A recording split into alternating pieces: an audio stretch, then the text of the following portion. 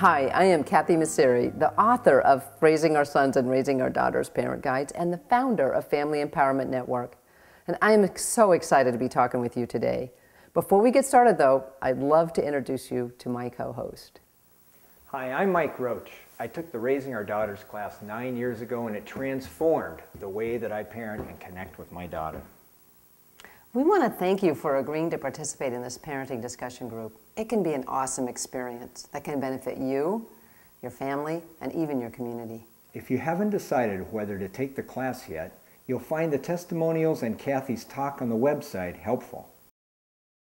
What Mike and I would like to share with you today is the best approach that we know for your group to be effective and successful. By effective, we mean you will gain more tools in your parenting toolbox and become aware of many resources to turn to as your child grows and develops. By successful, we mean that you connect with each other authentically, openly, so that you can support one another. You'll find written information about this at the beginning of your parenting guide. First, we'd like to tell you a little bit about why these parenting guides were created and what they're designed to accomplish. As a practicing pediatrician in the 90s, I was frustrated with the seriousness of the problems teens came in with. Depression, pregnancy, violence, drugs. Parents were overwhelmed and paralyzed with what to do. In 1997, I founded Full Esteem Ahead, now Family Empowerment Network, to provide strategies and tools for parents to help prevent these teen problems. Plus, to be honest, I had a 12-year-old feisty, strong-willed daughter and a 10-year-old social, fun-loving son at the time, and I was worried about where adolescence might take them.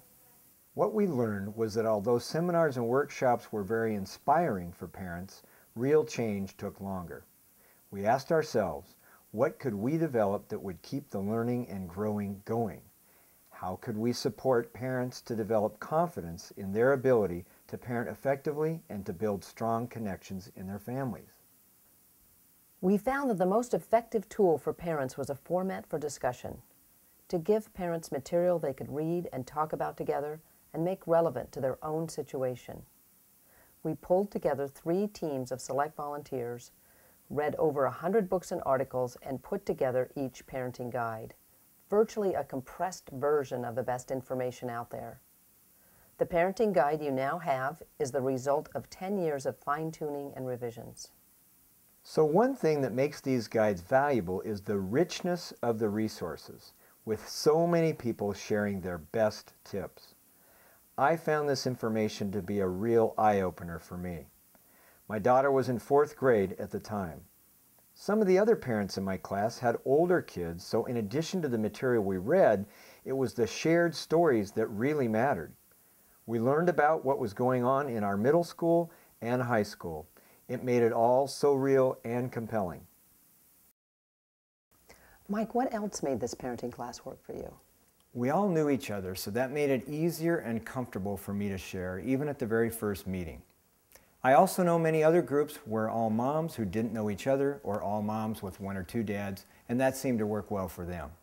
The last thing I noticed about this group is that they took parenting seriously, meaning that they paid attention to their parenting and how it was working. So there was always a rich discussion. How did stories of other families' struggles and worries help you? It was a real relief to learn that we're all dysfunctional and struggling in some way. Maybe I'm okay even though I'm not a perfect parent. I was blown away by the wisdom of the group. We all struggle with different issues at different times. Some of the things we try work, some don't. What worked and didn't work was all valuable information for me to bring into my parenting. What are some of the best things out of your group? We inspired each other into action. I volunteered at the middle school before my daughter even began to go there and helped set up a girls' night out, which is an all-night team-building slumber party that she attended the next fall.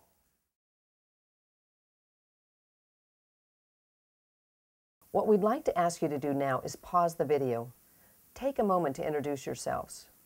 Just go around the room and share your name, your children's grade in school, and what you hope to get out of the class.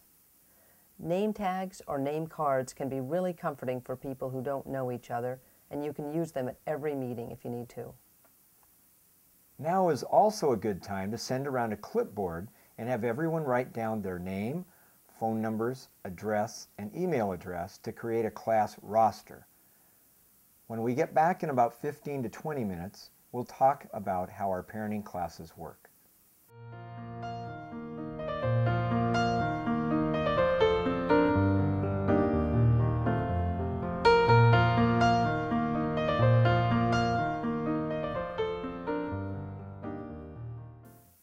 I want to talk about how the chapters are set up.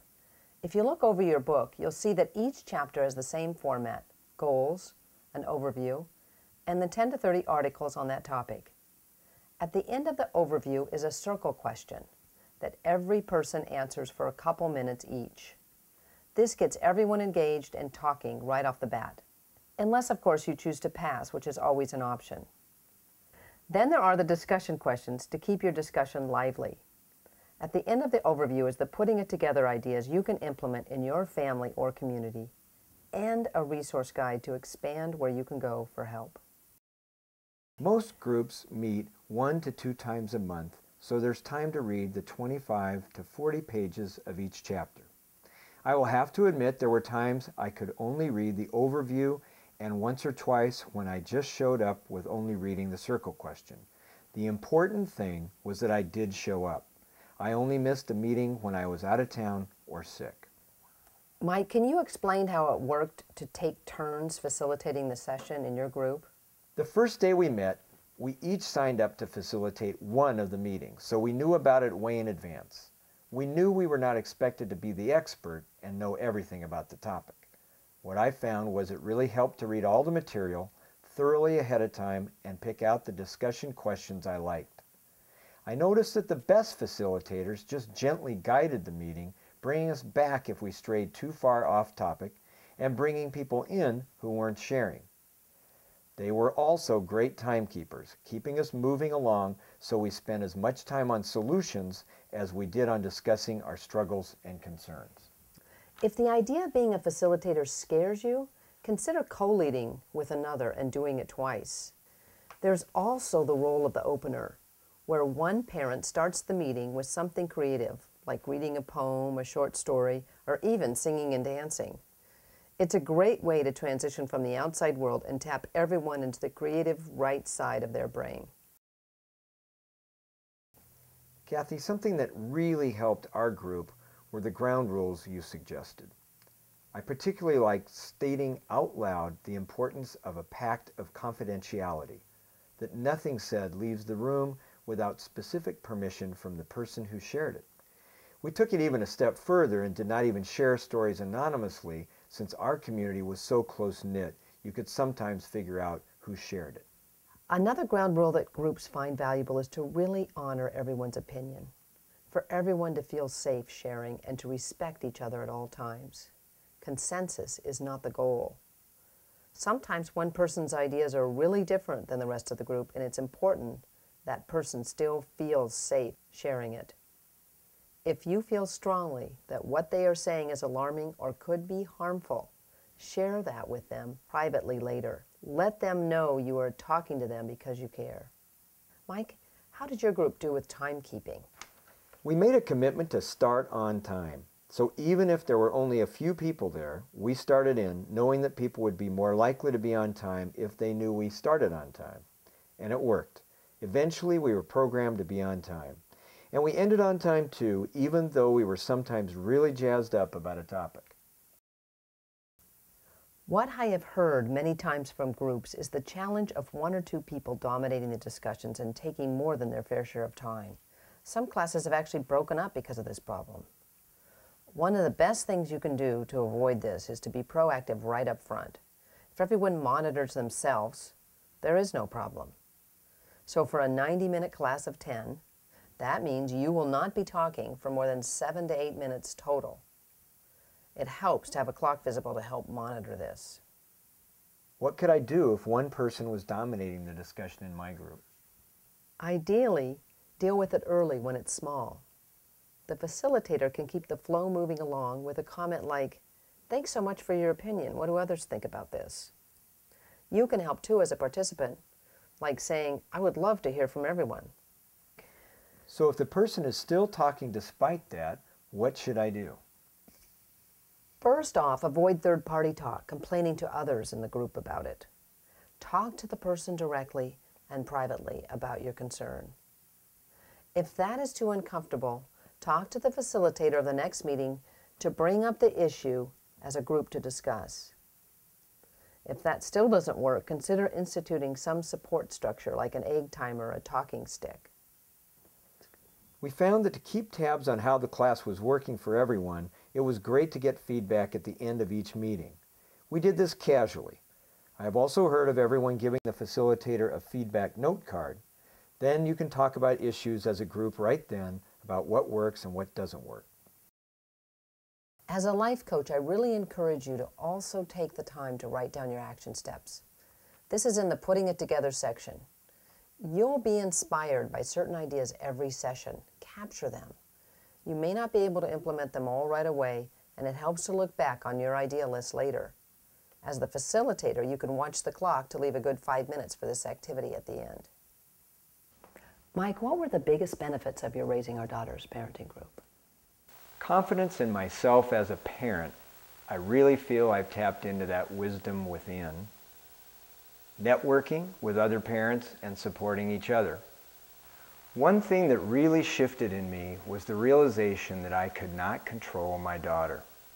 The older she got, the more important it was to have a healthy connection. In that way, I could be a better father to her.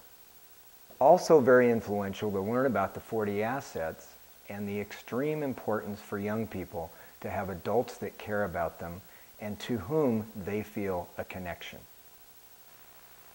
So of course, I focused my energy on connecting with my daughter for both reasons.